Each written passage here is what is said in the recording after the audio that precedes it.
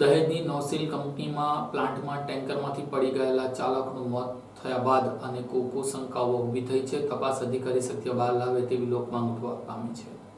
દહેજના અંબેડા ખાતે આવેલી નોસિલ કંપનીના એક્સિલેટર પ્લાન્ટની પાછળ સ્ટોરેજ ટેન્ક નજીક ટેન્કર ઉપરથી પટકાતા અંકલેશ્વરના ટેન્કર ચાલકનું મોત નીપજ્યું હતું. અંકલેશ્વર રાજપીપળા ચોકડી પર આવેલ બનાસ બલ્ક કેરિયર નામના ટ્રાન્સપોર્ટમાં ડ્રાઈવર તરીકે ફરજ બજાવતો હતો તેવું જાણવા મળ્યું છે. દહેજ પોલીસ સૂત્રોમાંથી મળતી માહિતી મુજબ અંકલેશ્વર રાજપીપળા ચોકડી પર આવેલ બનાસ બલ્ક કેરિયર નામનો ટ્રાન્સપોર્ટ ચલાવતા દેવાભાઈ કાનજીભાઈ જાગણીયાએ નોંધાવેલી જાણવાજોગ ફરિયાદ મુજબ તેમના ટ્રાન્સપોર્ટમાં 24 જેટલા ટેન્કરો છે, જેમાં ગત તારીખ 26 સપ્ટેમ્બરના રોજ ટેન્કર નંબર GJ16Z8151 માં છેલ્લા 5 વર્ષથી ડ્રાઈવર તરીકે ફરજ બજાવતો રાજકેશ જયનાથ પાલ ઉંમર 34 રહેવાસી ભાવના પાર્ક સોસાયટી શિવ મંદિર પાસે રાજપીપળા ચોકડી અંકલેશ્વરનો ઉપરકોટ ટેન્કર લઈને દહેજના મરીન પોલીસ સ્ટેશનની હદમાં આવેલ અંબેડા ખાતે આવેલી નોસિલ લિમિટેડ કંપનીમાં લોડિંગ કરવા ગયો હતો. એ દરમિયાન કંપનીના એક્સિલેટર પ્લાન્ટની પાછળ સ્ટોરેજ ટેન્ક નજીક ટેન્કર પરથી પટકાતા તેને ગંભીર ઇજા પહોંચતા કંપની એમ્બ્યુલન્સ મારફતે ભરૂચની સિવિલ હોસ્પિટલમાં લઈ જવામાં આવ્યો, જ્યાં તબીબે તેને મૃત જાહેર કર્યો હતો. દહેજ મરીન પોલીસ મથકમાં અકસ્માત મોત મુજબ આ જાણવાજોગ ફરિયાદ દાખલ કરવામાં આવી હતી.